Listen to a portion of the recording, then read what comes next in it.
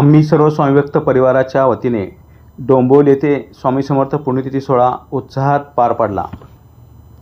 काल दिनांक 15 एप्रिल बुधवार दत्त महाराजांचे तिसरे अवतार अक्कलकोट स्वामी महाराज यांच्या पुण्यतिथीनिमित्त डोंबिवली येथे पुण्यतिथी सोहळ्याचे आयोजन केले होते। आम्ही सर्व स्वामीभक्त परिवार यांच्या वतीने या कार्यक्रमाचे आयोजन चिदंबर देवस्थान किडलँड स्कूल जवळ कोपरलँड क्रॉस रोड डोंबिवली येथे मोठ्या प्रमाणात साजरा करण्यात आला आणि तो खूप छान पार पडला। सकाळी समर्थ पादुका आगमन औक्षण नंतर काकडा आरती झाली। श्री पोद्दार व सौ उषा पोद्दार यांच्या हस्ते पुरोहित आनंद अनिरुद्ध देशपांडे यांनी अभिषेक केला। अल्पवरानंतर संक्षिप्त गुरुचरित्र पारायण तारक मंत्र आवर्तन स्वामी कुंभ पूजन स्वामी नामस्मरण झाले। नंतर महाआरती मानसपूजनानंतर महाप्रसाद झाला। दुपारी विश्रांतीनंतर कुंभमेळा सुरसंगम महिला भजनी मंडळाच्या वतीने भजन व स्वामींवर खूप छान गाणी म्हणण्यात आली। त्यानंतर मान्यवरांचा सत्कार करण्यात आला। तसेच श्रद्धा महिला भजनी मंडळाच्या वतीने भजन करण्यात आले। यावेळेस त्या भजनामध्ये धाव धाव स्वामी समर्था ह्या गाण्याने सगळ्यांना खूप मंत्रमुग्ध केले। त्यानंतर श्री हेमंत निंबाळकर सोलापूर यांनी गुरुचरित्राचे महत्त्व एकदा गुरुदत्त म्हणले की काय होते नामस्मरणाचे महत्त्व या विषयावर प्रवचन केले। त्यातून त्यांनी स्वामी सर्व भक्तांना खूप मोठी माहिती दिली। त्यानंतर हा कार्यक्रम समाप्ती झाला। हा कार्यक्रम अतिशय देखणा आणि उत्कृष्ट नियोजनामुळे खूप छान झाला आणि दिवसभर कार्यक्रम असल्यामुळे सर्व वातावरण स्वामीमय झाले होते। दत्त आणि स्वामी भक्तांमध्ये एक उत्साहाचे वातावरण झाले होते। अशी माहिती आम्ही सर्व स्वामीभक्त परिवार डोंबिवली याचे संस्थापक अध्यक्ष श्री दत्तकाका उंबरीकर जन्मस्थ अक्कलकोट समाधी मठ यांनी दिली। हा कार्यक्रम यशस्वी करण्यासाठी गुरुमाऊली सौ दीप्ती काकू तसेच श्री प्रसाद उंबरकीकर गिरीधारी श्री राणे काका श्री अनिरुद्ध देशपांडे गुरुजी श्री विनायक रायबागी श्री हरी कुलकर्णी श्री कीर्तिशाभाई श्री निरंजन लवेकर विठ्ठल कुलकर्णी तसेच विठ्ठल तळेकर सौ मीना कुलकर्णी श्री अमृते पितापुत्र हेमंत निंबाळकर ज्ञानेश्वर घाटे यांनी खूप परिश्रम घेतले। आज धगधगीच्या आणि धावपळीच्या जीवनात अशा कार्यक्रमाची गरज आहे।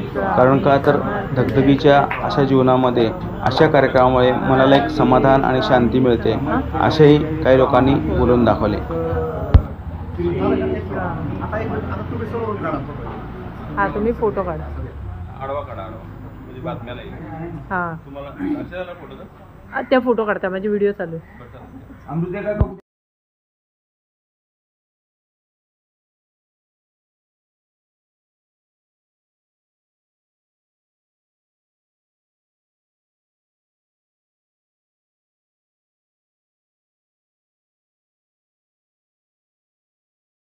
भक्ताभिमानी राजाधिराज योगीराज श्री अक्कलकोट निवासी श्री स्वामी समर्थ महाराज की जय। श्री स्वामी समर्थ महाराज की जय।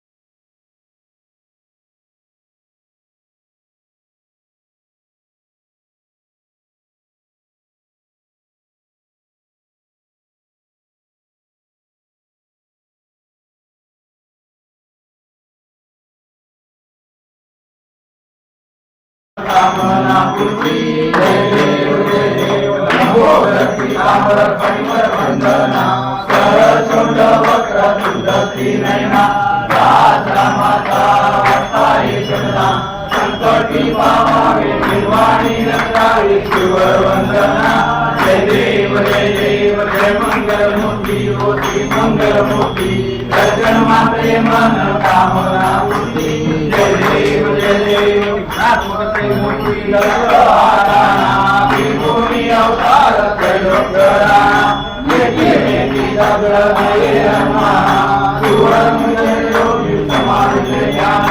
जय देव जय श्री गुरुदत्ता स्वामी अमृता आरती हो.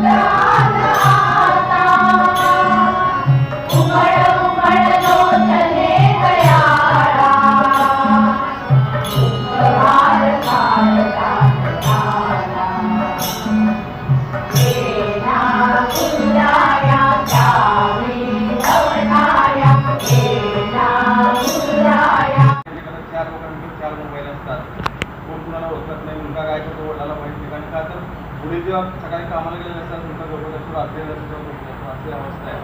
पण अशा ह्याच्यामध्ये माणसं गोळा करणं फार अवघड आहे. आणि आज एवढं मोठं ऊन आहे. आपल्या उन्हामध्ये तर तुम्ही सगळे दिवसभर थांबलेले आहात. सगळ्यांना असं वाटत असेल की आता एक वर्गामध्ये शिक्षक असतात ते मुलांना विचारतात की मला सांगा की तुला कोणाला गोड झाले सांगा. त्यातला एक विद्यार्थी उठून बोलतो की सर गोड झालं हे सांगायला सुद्धा मला गोड झालं आहे. त्यामुळे तुम्हाला काय गोड वगैरे काय करणार नाही जास्त.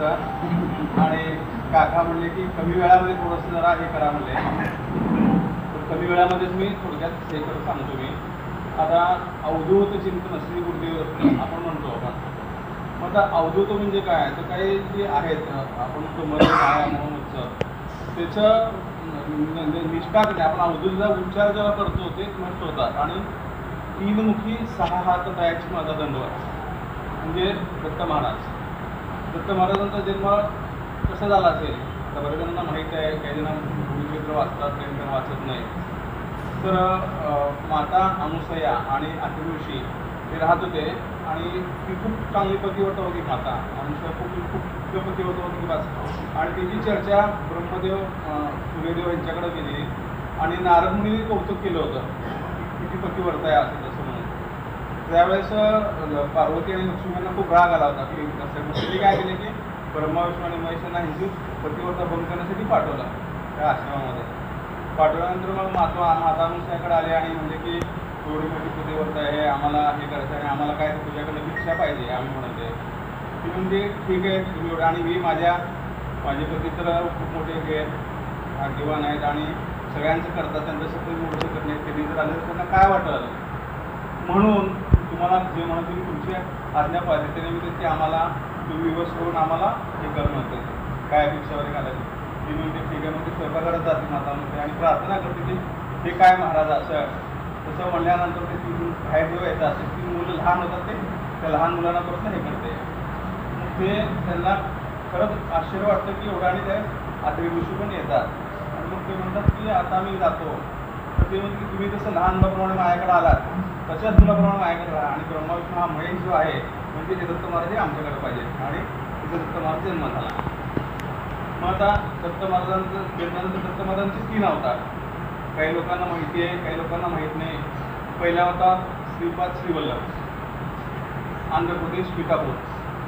मग आता त्यांचा जन्म कसा झाला अक्कलराज आणि सुमती हे राहत असतात एकत्र आणि खूप भक्त असतात धार्मिक असतात हे असतात. परंतु एके दिवशी काय असतं की त्यांच्या घरी श्राद्ध असतं आणि ब्राह्मणांच्या घरी वगैरे कसं श्राद्ध वगैरे असते की पहिलं ते भटजी जेवल्याशिवाय कुणाला जेवण द्यायचं नाही.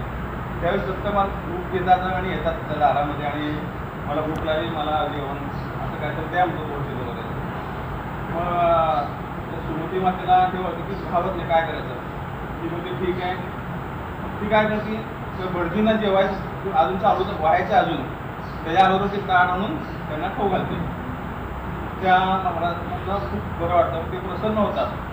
ते म्हणतात की मी तुला वर देतो, काय पाहिजे तुला सांग. ते काय म्हणते की मला असा मुलगा पाहिजे, कारण माझे दोन्ही मुलं आहेत, एक अपंग आहे, एक बहिरा आहे, एकाला चालता येत नाही.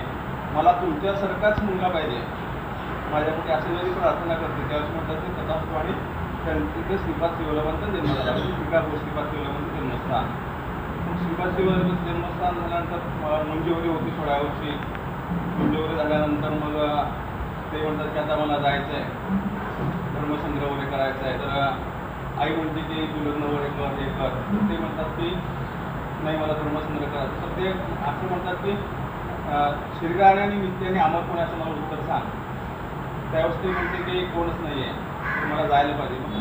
जाता ते म्हणजे काय करायचं, तर ते जर 2 भाऊ असतात त्यांच्यावर ते कृपादृष्टी करतात आणि त्यानंतर ना ते कृपादृष्टी केल्यानंतर ते भाऊ आहे त्यांचे, एक अपंग असतो, एक अंध असतो, तो बरा होता आणि ते निघून जातात आणि ते पुरंपूरला येतात. आता पिठापूर जे आहे श्रीपाद शिवलाबांचं जन्मस्थान, पिठापूरला पाण्याचं खूप एक मिनी बालाजी मंदिर आहे पिठापूरला.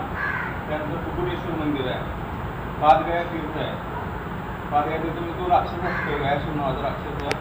तो राक्षस खूप प्रार्थना वगैरे होतो ब्रह्मा विष्णूला आणि सगळ्यांना विरोध करून आपल्या याच्यामध्ये जसं रावणाने हे केलं असतं तसं आपल्या वंशकार्य केलं असतं. सगळ्या लोकांना भीती वाटते की हा जर पुढे मोठा झाला तर काय करायचं, त्रास द्यायला लागतात भस्मासुरासारखा.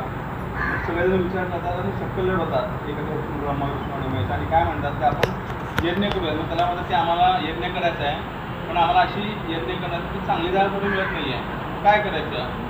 तर आम्ही तुझ्या छातीवर यज्ञ करतो, ती जागा आम्हाला बरी वाटते, पण आमची एक अट आहे, आमचा यज्ञ बंद झाला की तुला आम्ही मारणार.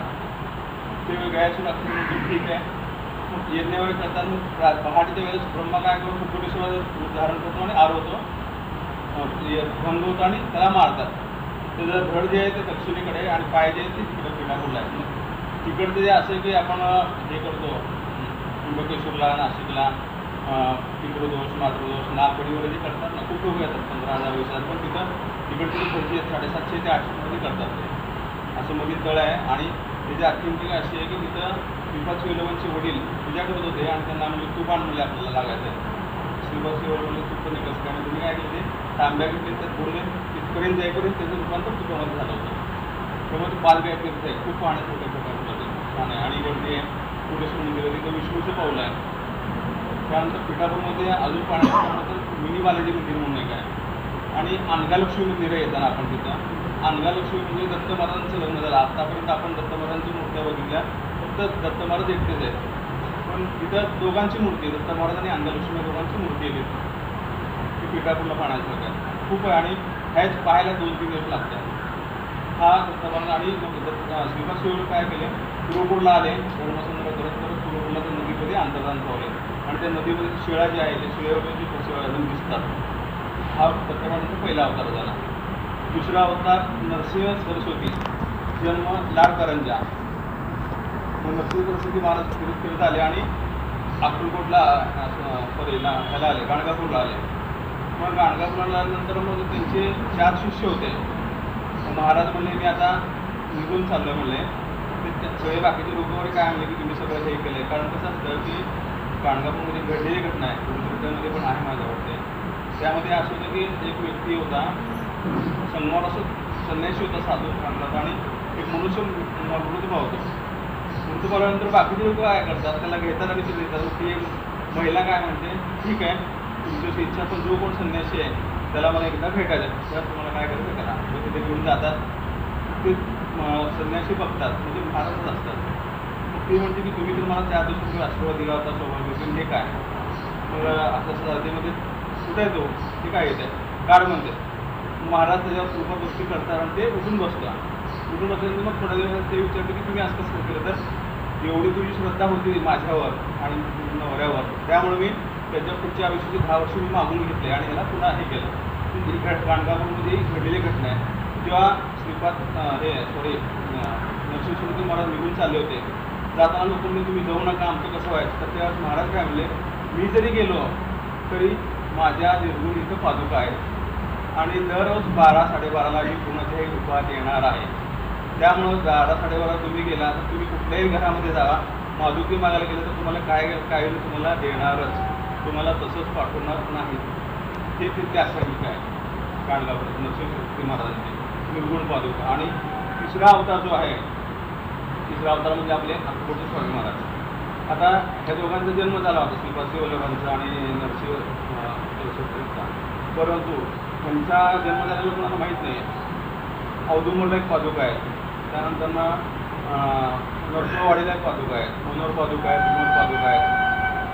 शांत, विमल म्हणजे खूप शांत, मनोहर म्हणजे त्या पादुकाचं जर दर्शन घेतलं तर मनातील गोष्टी आपण हरण करतो. सगळ्या गोष्टी आपल्या हरण होतात, वाईट विचार होतात, चांगल्या असं भरपूर आहे. सांगतो भरपूर आहे, पण आता कसं आहे वेळ भरपूर झालेला मी थोडक्यात शॉर्टमध्ये घ्यायचं. ते पादुका आहेत ते पण खूप चांगले. नरसोबावाडी पिठापुरला पण राहायची व्यवस्था वगैरे आहे. पिठापुरामध्ये माझे गुरु सतीश कुलकर्णी 1992 पासून स्वामी सेवेमध्ये आहे, तर त्यामुळे तिथं राहायची व्यवस्था आहे. पिठापुराची काही अडचण नाही. आणि दुसरी एक महत्त्वाची अडचण बरेचसे लोक मला म्हटले की सर गिरणारचं काय करायचं, हायकोर्ट आता सुप्रीम कोर्टाचं कसं काय करायचं. मग मी म्हणलो तुम्ही काळजी करू नका, तिथे एक जण आपले आहेत. आमच्याकडे जगदाळे मॅडम म्हणून होते, 4 वर्ष माझ्याकडे कामाला होते. खूप अडचण होते त्यांच्या, 40 लाख कर्ज होतं. तरी काय केलं, पनवेलला एक जागा घेतली होती 60 लाखाला, 20 लाख रुपये त्याला दिले होते, 40 लाख द्यायचे होते. मला म्हणजे तर असं मी म्हणलं मी तुम्हाला 40 लाख देऊ शकत नाही, थोडंफार 1-2ची मदत केली मी, तुम्हाला मार्ग दाखवतो मला. माझ्या खर्चानं पिठापुरला घेऊन गेलो मी त्यांना. पिठापुरला घेऊन गेलं, त्यांना काय वाटलं कुणाला माहिती, ते गेले गिरणारला, ते महाराजांना भेटले. महाराजांना सांगितले की आता माझी अडचण होती, मी तुमचं काम होईल 2 महिने थांबवलं. पनवेलच्या माणसाला सांगितले ठीक आहे 2 महिने लागते. झालं ते म्हणजे काय करायचं, की आम्ही जे 7वी पुरुष आहेत माझ्या त्यांचे तुम्ही स्वयंपाक करायचा, तू पारला बरं का, तिथे तू पारला. ठीक आहे म्हणजे 2 महिने झाले, 4 दिवस राहिले. मग त्या माणसाचं म्हणाला कसं काय, 4 दिवस झाले, 2 दिवस 4 व्यापारी आले. मग त्या 7वी पुरुषांना म्हणाले की आमचं काम झालेलं आहे, सोमनाथ महाराज वगैरे काय करायचं, तर तुम्ही काय करा, प्रत्येक जण 14-10 लाख रुपये तैला द्यायचं. ते 40 दिवस तरी तिकडे खेळले पाठ दिवस झाले. आता त्या तै गिरणारच्या यात्रा काढतात आणि त्यांच्या घरी काळभैरवची त्यांनी स्थापना केली बरं सोलापूरचे काळभैरव. आम्ही तर जगदाळे म्हणून आहे, त्यामुळे तुम्हाला गिरणारला कधीही जायचं असेल तर कधी तुम्हाला सांगा, तुम्हाला मी कॉन्टॅक्ट करून तो काकांशी मध्ये एकदा मी संपर्क करून दिला होता. आणि गोरक्षनाथ मंदिरामध्ये त्यांनी व्यवस्था केलेली आहे, जाताना गोरक्षनाथ मंदिर लागतं ना गिरणारला जाताना 9,999 पायऱ्या, तिथं सगळी व्यवस्था केलेली आहे. म्हणजे गिरणारला जरी जायचं म्हणलं तर आपल्याला अडचण नाही. हायकोर्ट, सुप्रीम कोर्ट, फक्त आपण कसं आहे कुठलीही सेवा करताना मनापासून करायला पाहिजे, प्रामाणिकपणे आणि मनापासून. आणि देवाला पण काय करतोय की मागतो सारखं, हे द्या ते द्या, हे द्या ते द्या, पण देवाला मागायचं नसतं, देवाला सांगायचं असतं. आणि देव कसं आहे फक्त भक्तीचा भूकेला आहे. गुरुचरित्राच्या ह्याच्यामध्ये कवी आहे, जयाच्या घरी गायन गाती त्याच्यावर माझी अतिप्रीती. जयाच्या घरी गायन गाती त्याच्यावर माझी अतिप्रीती. दुःख दरिद्र जाय तुरी तुरी पुत्र पोत श्रद्धाविषयी नांदते. म्हणजे ज्याच्या घरी माझं नामस्मरण होतं आहे त्याच्या घरी सुख शांती समृद्धी लागते, सगळं भरभराट होते. मला कशाची अपेक्षा नाही. का तर हे सगळं कुणी निर्माण केले, परमेश्वरहीच केलं आहे. तर मला काही नको, मला फक्त नामस्मरण पाहिजे. आणि आपण जर एखाद्या आपल्याकडे जर सारख्या पाहुणाला पहिल्या वेळेला आपण सगळी व्यवस्था करतो, चहा नाश्ता जेवण, दुसऱ्या वेळेस जेवण करतो नाश्ता, तिसऱ्या वेळेस चहा, चौथ्या वेळेस पाणी पण देत नाही, सारखं येते मागतोय म्हणल्यावर माणूस वैतागून जातो. मग देवाला काय करायचं असतं, देवाला फक्त सांगायचं असतं, मागायचं नसतं. ही सगळ्यात महत्त्वाची गोष्ट आहे. आणि बरेच जण म्हणतात आणि पारायण किंवा उपवास, पारायण आणि उपवास. आता उप म्हणजे दुसरा, वास म्हणजे ठिकाण. आता आपलं मुख्य ठिकाण जे तुळजापूर मुख्य आहे, दैवत आहे. त्यानंतर सिद्धेश्वर मंदिर, अक्कलकोटचे स्वामी महाराज हे मुख्य आहे.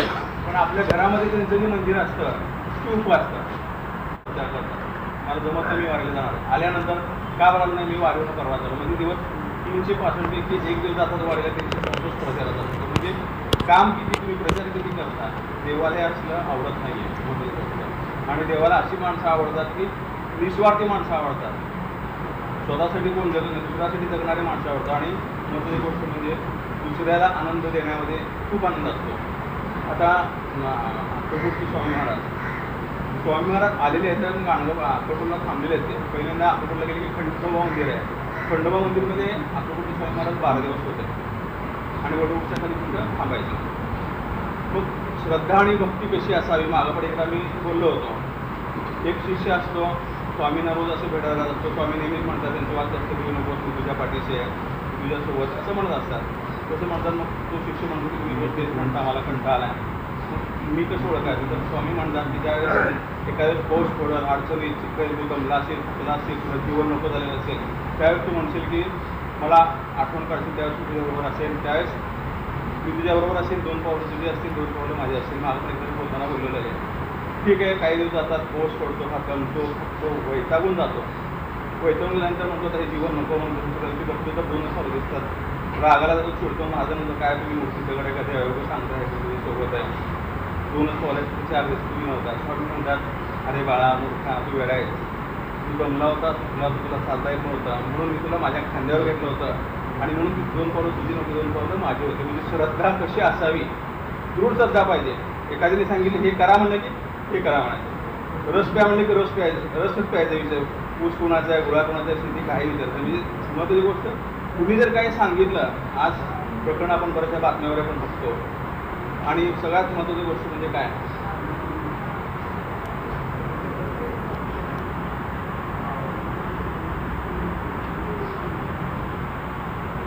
जो माणूस भाग्यवान कोणाला म्हणलं जातं ज्याच्याकडे आपले आईवडील आहेत आईवडील ज्याच्याकडे तो सगळ्यात श्रीमंत आणि भाग्यवान ह्या जगामध्ये असेल तर श्रीमंत आणि भाग्यवान कोण आणि ज्या माणसाला काही न करता शांतपणे झोप लागते तो भाग्यवान. बाकी लोकांना खूप संपत्ती आहे गाडी आहे बंगला आहे घोडा आहे पण तो लोक काय करतात गाडी बंगला घोडा सोनं नाणी चांदी हे वस्तू वापरायचे असतात आणि माणसं सांभाळायचे असतात. लोक उलट्या करतात त्या वस्तू सांभाळून ठेवतात जपून आणि माणसं वापरत असतात. हे असा फरक आहे. त्यामुळं माणसं जी मनस्थितीत केलेली आहेत तुम्हाला पण खूप बोर होतं की लवकरच समजतं काय काळजी करू नका तुम्ही कारण कसं आहे खूप बोलतो मी 1.5-2 तास बोलतो तसं काय नाही. मग आता अवधूत चिंत पुढे तर समजलं की काय होतं मागच्या वेळेस तुम्ही म्हणून सांगणार आहे विसरून गेलो होतो गडबडीमध्ये. एक राजा असतो खूप धार्मिक असतो राजाची बायको सुद्धा खूप धार्मिक आल्या लोकांना दान धर्म करणे मदत करणे परंतु त्याचा मुलगा असतो तो नास्तिक असतो. आता आपण नास्तिक कुणाला म्हणतो कोण देवधर्म करत असेल की आपण काय म्हणतो आधीच करतो कोण करत नाही त्याला म्हणतो आपण नास्तिक आहे पण ज्याच्या त्याच्या श्रद्धेचा भाग असतो. तुम्ही कोणाशी कशी श्रद्धा ठेवावी तुम्ही काय करायचं नामस्कार हा ज्याचा त्याचा प्रश्न. मी 2-2 तास बसत नाही काही नाही 5 मिनिटं उठली की आंघोळ करतो नमस्कार करतो उद्बत्ती लावतो फक्त एवढंच म्हणतो की मी कोणाचं वाईट केलं नाही माझं वाईट कधी होऊ नये आणि माझं जरी झालं तरी सुद्धा मी कोणाचं वाईट करणार नाही एवढीच प्रार्थना करतो बाकी काय करत नाही. आणि ज्याने तुमच्यासाठी प्रार्थना केली आहे त्यांच्या सगळ्यांची तो प्रार्थना मंजूर करा तुम्ही आणि मग माझ्याकडे बघा हे असे प्रार्थना करतो फार महत्त्वाचं. मग तो राजा खूप भाग्यवान असतो पण सगळी जनता पण त्याला कौतुक करत असतो मुलगा नावात घेत नाही. मग राजा काय करतो की त्यांच्याकडे रोज एक साधू येत असतात प्रत्येक राजाच्या घरामध्ये येत असतात लोक जुन्या काळामध्ये रोज साधू किंवा कधी येत असतात. तो साधू येतो असं म्हणून सांगतात की काय माझा मुलगा काय तर म्हणत नाही तुम्ही सांगा त्याला दिवस म्हणजे काय आणि कसं करायचं. साधू म्हणतो उद्या मी येतो मला घेऊन या ठीक आहे. दुसऱ्या दिवशी साधू येतात त्या राजाकडं राजा मुलाला बोलून आणतो ते साधू म्हणतात अरे इकडे बारा तुला बोलायचं काय एकदा गुरुदेव म्हणजे काय होतं मला सांग तसं म्हणलं नंतर ठीक आहे म्हणलं त्याला काय कळत नाही त्या मुलाला तो म्हणतो मला काय येतं तुम्ही सांगा एकदा गुरुदेवचं म्हणजे काय होतं. साधू म्हणतात मला माहीत नाही तुम्हालाच माहीत नाही तुम्ही मला कशाला असं तसं काय चिडतो खूप बोलतो तो बोला. मग काय करायचं आपण असं बोलूया त्याचं उत्तर आपण ब्रह्माकडे बोला जाऊया पण मुलगा चिडतो मी तुम्हाला शिक्षण देणार तुम्ही मला खांद्यावरून जायचं ब्रह्माकडे ठीक आहे म्हणून दोघं ब्रह्माकडे जातात. ब्रह्माला तो मुलगा विचारतो ब्रह्मदेवा मला सांगा की एकदा गुरुदेव तुम्ही काय होतं.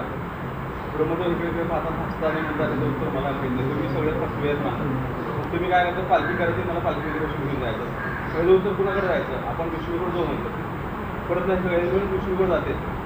विष्णूकडे गेल्यानंतर विष्णू पण म्हणते विष्णूला पण तो मुलगा म्हणतो एकदा गुरुदेव तुम्ही काय होतं विष्णू म्हणतात मला पण माहीत नाही खूपच चिडतो माझा त्याच्या उत्तर शेवटी कोणा करतो आपण माहीत करतो म्हणतो मी शंकराला त्यांच्याकडे गेल्यावर पण अशीच घटना घडते तुम्ही दोघे खोटं बोलताय फसवी आहे मला घेऊन जायचं पालखी घ्यायची वारा घालायची शेवटी माहीत काय म्हणतात ह्या पक्षाचं तुला एकच नाव देऊ शकतो ते म्हणजे दत्त महाराजच देऊ शकतात. सगळे मी दत्त महाराजांनी जातात आणि दत्त महाराजांचा मुलगा विचारतो महाराज एकदा गुरुदेव तुम्ही काय होता तर दत्त महाराज असं म्हणतात की एकदा गुरुदेवचं म्हणलं की प्रत्यक्ष तुला देवाचा सहवास लाभला आहे ब्रह्मा विष्णू महेश तुला कुठून आलेत तू देवाच्या सानिध्यात आलाय आणि तू कधीही माझं नाव न घेणार आतापर्यंत तू किती वेळा म्हणलास त्यामुळं राजाला पण आनंद होतो, त्या मुलाला पण कळतं की एकदा गुरुदेवचं मुली काय असतं, म्हणजे एकदा गुरुदेवचं मुली की त्यामध्ये किती ताकद आहे, किती शक्ती आहे हे त्या मुलाला कळतं आणि त्याच्यावर तो राजा आणि ती मुलं आनंद राहू शकतात. धन्यवाद. अवधूत चिंतन श्री गुरुदेव दत्त. काही